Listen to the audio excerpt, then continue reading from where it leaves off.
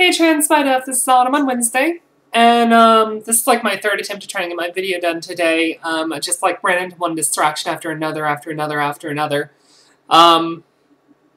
So yeah, this week we are talking about HRT, or for those not so inclined, hormone replacement therapy.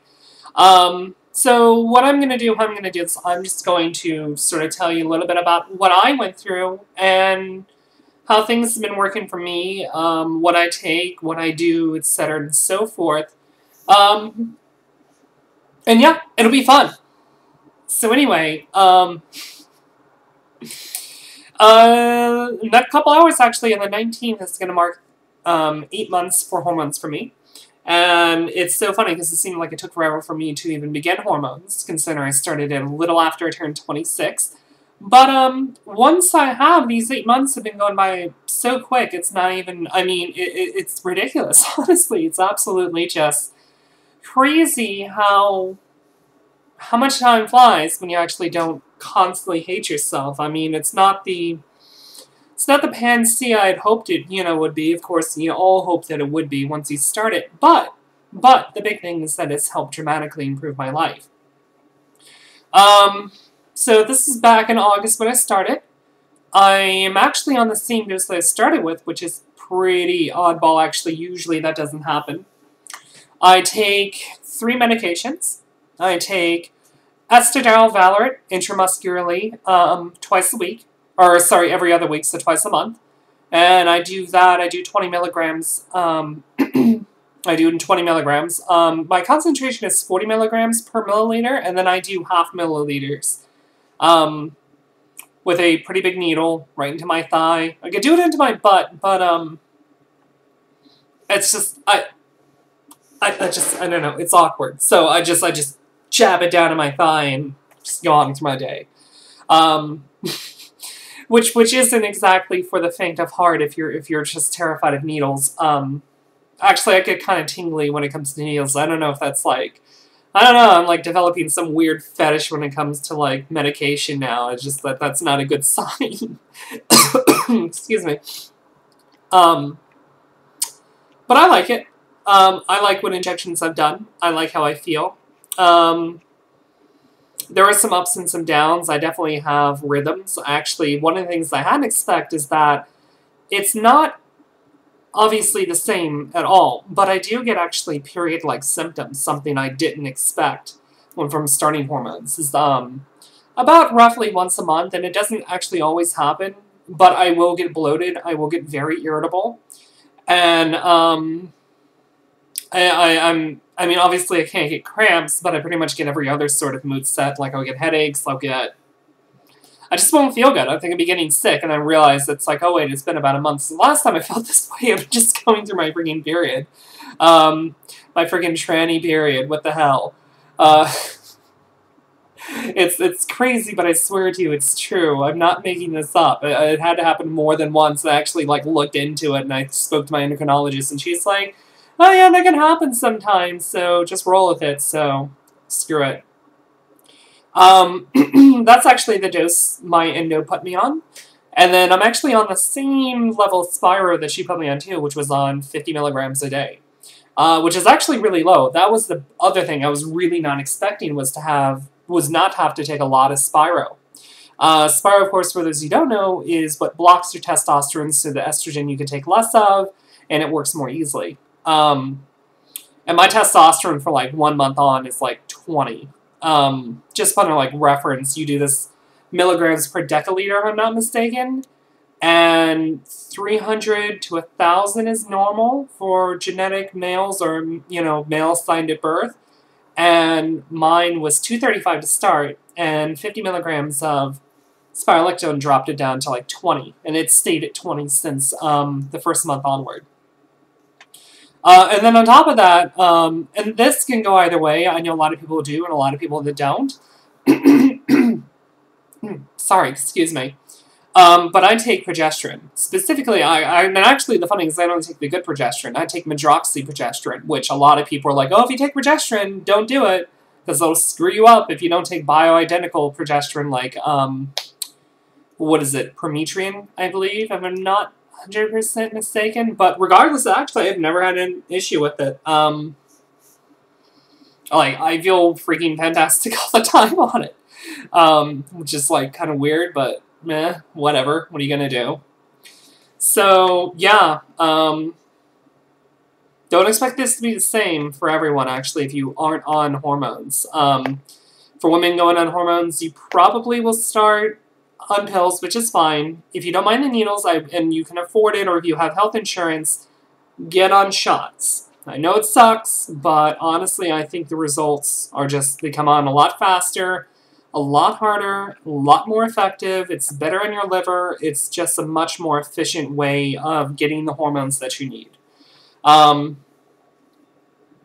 And do I want to get, don't know if I want to get into self-medicating, but you know what, screw it, I will. I just want to touch on that just while I'm into it, and then there's just one other thing too I want to describe that was really unexpected, but just do this quick little segue, self-medicating. Let's be honest here. I'm on hormones, and my insurance covers it because of the way my endocrinologist codes it.